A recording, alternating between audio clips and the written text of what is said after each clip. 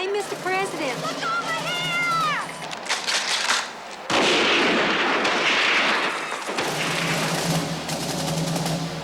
For years, polls showed most Americans believed that Lee Harvey Oswald acted alone. Today, a clear majority thinks otherwise, and with good reason. A congressional investigation in the late 70s found it likely that JFK was killed in a conspiracy. Acoustics tests made it, quote, 99% certain, the panel found, that a second gunman was involved. But who was he? The House pointed its finger at organized crime. Ask not what your country can do for you. The mob had plenty of motive. John Kennedy had been elected with considerable help from the mafia, especially in Chicago. But after the election, Brother Robert came after the mob with a vengeance. Prosecutions quadrupled. Wiretaps flourished, with Las Vegas a prime target. He already has his vendetta against Jim Hoffa. He also publishes a list of the 10 most wanted that he's going to go after, and Carlos Marcello's on the list, Giancana's on the list. For Las Vegas, this was serious business. Jimmy Hoffa had used Teamster millions to virtually build the Las Vegas Strip.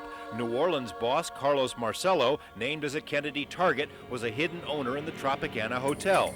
The Chicago mob was preeminent here. Its head, Sam Giancana, was high on the Kennedy list. Giancana's ambassador to Las Vegas was Johnny Roselli, a one-time gunman for Al Capone, with ties to Eastern mob families as well.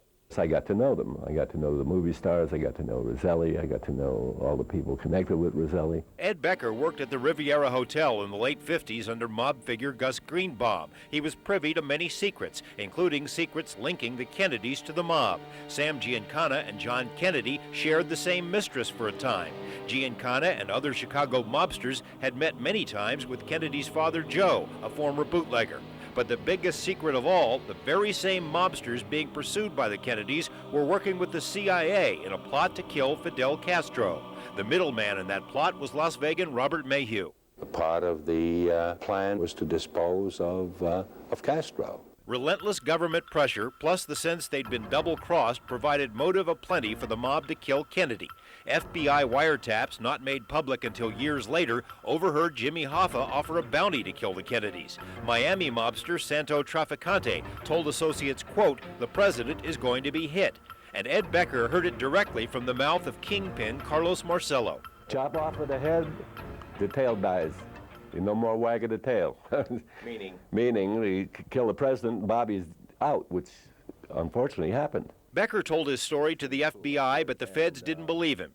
They had electronic surveillance on Sam Giancana and Roselli where they hear him say they're going to kill the president.